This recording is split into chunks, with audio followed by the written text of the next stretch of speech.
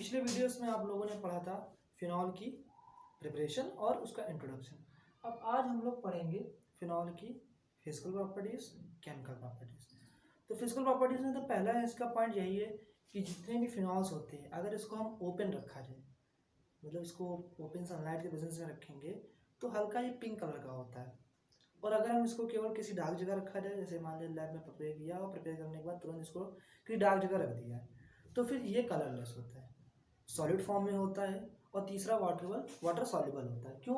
क्योंकि जैसे इसमें दिखाया गया है, due to presence of intermolecular hydrogen bonding. Intermolecular hydrogen bonding present होने के कारण ही, क्योंकि ये वाटर के साथ इंटरमॉलिकुलर हाइड्रोजन बॉन्डिंग बनाता है, इसलिए वाटर सॉल्युबल है। और चौथा पॉइंट ये है कि जो फिनॉल के बॉइलिंग पॉइंट होते हैं वो, जैसे मान लिया बेंजीन है या क्लोरोबेंजीन है या फिर टोलुइन है या ब्रोमोबेंजीन है, तो इनसे इनके बॉइलिंग पॉइंट ज़्यादा होते हैं। उसका भी यही रीज़न है कि इनके पास क्या प्रेजेंस होता है, इंटरमॉलिकुलर हाइड्रोजन बॉन्डिंग, जिसके कारण इनके बॉइलिंग पॉइंट इनके corresponding benzene, toluene, chlorobenzene, bromobenzene इन सबसे ज़्यादा होता है।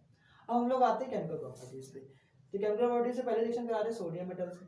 बताया जाता है कि फिनॉल के में वो लगा है ऑक्सीजन मोर इलेक्ट्रोनेगेटिव, और मोर इलेक्ट्रोनेगेटिव होने के कारण इसके साथ जो H लगा हाइड्रोजन वो एसिडिक करेक्टर हो जाता है। और बताया था जब एसिडिक करेक्टर हाइड्रोजन होता है तो किसी भी रिएक्टिव मेटल से रिएक्शन करके हाइड्रोजन गैस निकाल देता है। दूसरा हमारा ये एसाइलेशन हो रहा है। एसाइलेशन का मतलब है एसिल ग्रुप का जुड़ना।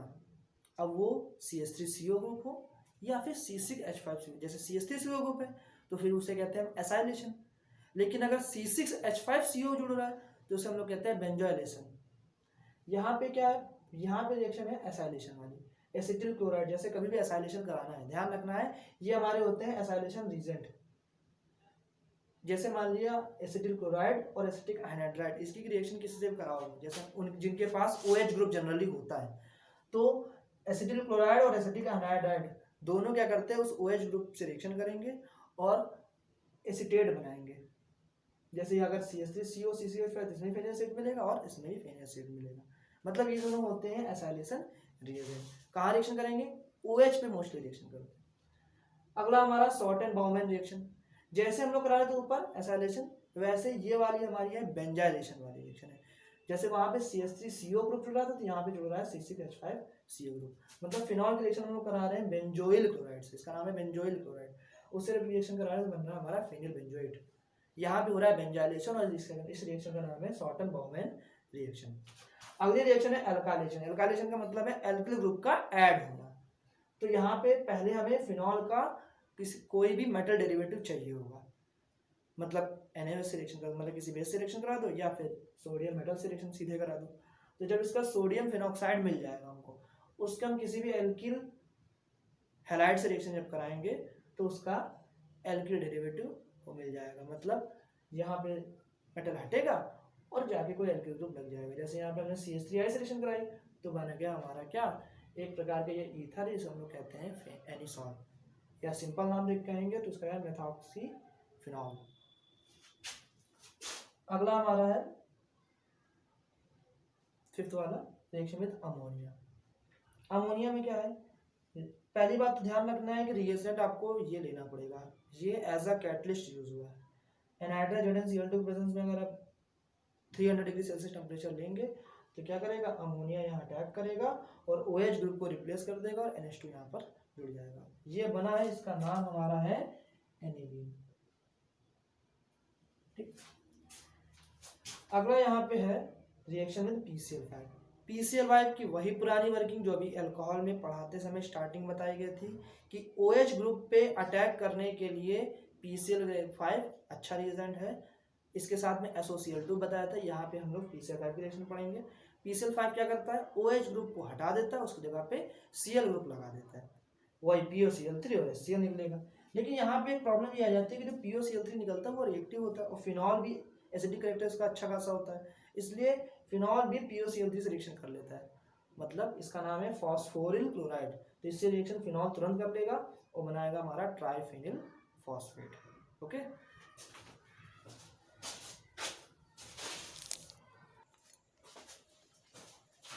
अब हम लोग केमिकल प्रॉपर्टीज में न्यू रिएक्शन पढ़ेंगे।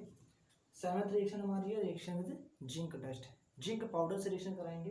जैसे फिनॉल की जिंक पाउडर के साथ डिस्टिलेशन कराते हैं, जब आसवन कराते हैं तो हमको बेंजीन मिल जाती है और जिंक ऑक्साइड हल हो जाता है।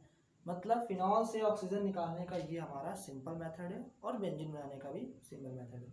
अगला हमारा नाइट्रेशन। अब नाइट्रेशन ध्यान रखना, दो टाइप से नाइट्रेशन होता है। पहला डाइल्यूट नाइट्रिक एसिड के द्वारा, दूसरा कंसनट्रेट नाइट्रिक एसिड के द्वारा। डाइल्यूट नाइट्रिक एसिड लोगे तो टेम्परेचर आपको 0 से 5 लेना पड़ेगा, तब हमको मिलेगा ऑर्थो और पैरा नाइट्रोफिनॉल, मतलब ऑर्थो नाइट्रोफिनॉल और ये हमारा है पैरा नाइट्रोफिनॉल। लेकिन अगर आपने कंसनट्रेट नाइट्रिक एसिड ले लिया in presence of concentrate sulphuric acid, थोड़ा सा अगर आप यूज कर दोगे, हल्का से ज़्यादा नहीं करना है, तो हमको मिलेगा ट्राई नाइट्रोफिनॉल। इसका नाम अगला है पिक्रिक एसिड, दूसरा नाम इसका है। और ये येलो कलर का एक एक्सप्लोजिव सब्सटेंस होता है, मतलब विस्फोटक पदार्थ है, इसलिए हमने इसे बताया था कि यहाँ पे हल्का सा गर्म करना, ज़्यादा गर्म नहीं करना। ज़्यादा गर्म करोगे तो एक्सप्लोजिव है, विस्फोट कर सकता है। अगला हमारा ब्रोमिनेशन। तो ब्रोमिनेशन की भी दो टाइप से रिएक्शन होती है। सिंपल ब्रोमीन से अगर रिएक्शन कराएंगे in presence of non polar solvent, carbon disulphide, ये एक नॉन पोलर सॉल्वेंट है, तो हमें मिलेगा ऑर्थोब्रोमोफिनॉल और पैराब्रोमोफिनॉल। लेकिन अगर आपने ब्रोमीन वाटर ले लिया, ये हमारा एक ऑक्सीडाइजिंग रिएजेंट है, ज़्यादा अच्छा रिएजेंट नहीं है ऑक्सीडाइजिंग, लेकिन ऑक्सीडाइजिंग रिएजेंट है, तो ये क्या करेगा, ट्राइब्रोमोफिनॉल बना देगा। ऐसे फ्रीडलक्राफ्ट एल्काइलेशन है, तो एल्किल क्लोराइड की रिएक्शन कराएंगे in presence of anhydrous AlCl3, तो हमें मिलेगा ऑर्थो या पैरा हाइड्रोक्सी टॉलुइन। अगर आपने करा दिया फ्रीडलक्राफ्ट एसाइलेशन तो उसमें बस एल्किल क्लोराइड की जगह लेना पड़ेगा एसिटिल क्लोराइड, तो हमको मिलेगा ऑर्थो हाइड्रोक्सी या फिर पैरा हाइड्रोक्सी एसिटोफिनोल। ओके,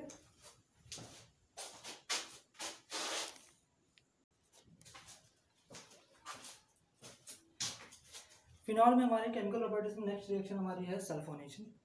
सल्फोनेशन में क्या है कि कंसनट्रेट सल्फ्यूरिक एसिड की रिएक्शन कराते हैं जब फिनॉल से, तो हमको मिलता है ऑर्थो हाइड्रोक्सी या फिर para hydroxy benzene sulphonic acid. ठीक है, मतलब या तो सल्फोनिक ग्रुप ऑर्थो पे लगेगा या फिर पैरा पे लगेगा। लेकिन क्लास 11 में आपने पढ़ा था कि जो पीरियोडिटी टेबल होती है, मतलब IUPAC नेम में जो पीरियोडिटी टेबल होती है उसमें सल्फोनिक एसिड वाला ग्रुप ऊपर होता है, इसलिए इसका नाम हम लोग लिखेंगे सफिक्स में, तभी हाइड्रोक्सी को हमने भेजा कहाँ, सब प्रीफिक्स में, इसलिए इसका नाम पड़ा ऑर्थो हाइड्रोक्सी या फिर para hydroxy benzene sulphonic acid. अगला हमारा रिएक्शन है कोलबे श्मिट रिएक्शन। बढ़िया रिएक्शन है, इंपॉर्टेंट रिएक्शन है। इसमें क्या है, फिनॉल के सोडियम सॉल्ट की रिएक्शन कार्बन डाइऑक्साइड से कराते हैं। पहला प्रोसेस क्या होगी कि टेम्परेचर आपको लेना पड़ेगा 140 और प्रेशर लेना पड़ेगा 4 to 8। फिर जो प्रोडक्ट बनेगा उसकी अगर आप हाइड्रोलिसिस करा देंगे तो हमको मिलेगा सैलिसिलिक एसिड। अब इस सैलिसिलिक एसिड का यूज़ कहाँ है, पहला एस्प्रीन, मतलब एक डिस्प्रीन नाम सुना होगा, तो वैसे ही कहती है एस्प्रीन, तो डिस्प्रीन एस्प्रीन लगभग एक ही जैसी है। उसका निर्माण होता है, प्रिपरेशन उसका होता है सैलिसिलिक एसिड की हेल्प से। सैलिसिलिक एसिड जब रिएक्शन कराएंगे किससे, एसिटिक एनहाइड्राइड से in presence of glacial acetic acid, तो हमको मिलेगा क्या, एस्प्रिन मिलेगा। ये क्या है, ये एक प्रकार का दर्द निवारक और ज्वरनाशी है, मतलब कोई एक एनाल्जेसिक है और एंटीपायरेटिक है। अगला हमारा प्रिपरेशन होगा सैलॉल की।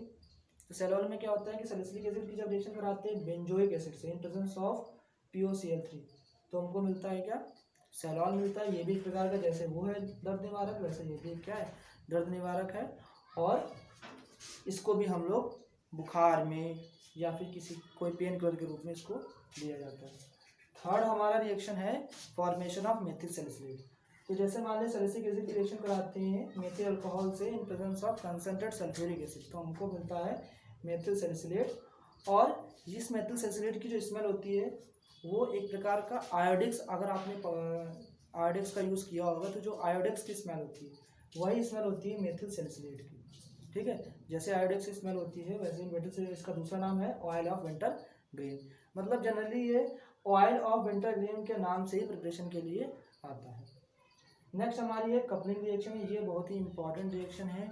ये हमारा किसी भी कंपाउंड में OH ग्रुप या कह सकते हैं कि फिनॉल की रिएक्शन अगर हम इससे कराएंगे तो डाई का प्रिपरेशन कैसे होता है वो इसमें बताया जाएगा। जैसे कि ये है हमारा कोई बेंजीन डाइजोनियम क्लोराइड है, इसकी रिएक्शन अगर आप कराएंगे फिनॉल से इन प्रेजेंस ऑफ NaNH, तो हमको मिलेगा पैरा हाइड्रोक्सी एजोडाई। ये कैसी होती है, ऑरेंज रेड कलर की डाई होती है, जो किसमें बनाई जाती है, बेसिक मीडियम में ही प्रिपेयर किया जाता है। अब जितनी प्रॉपर्टीज बची हैं वो हम लोग नेक्स्ट वीडियोस में पढ़ेंगे। ठीक है, ओके।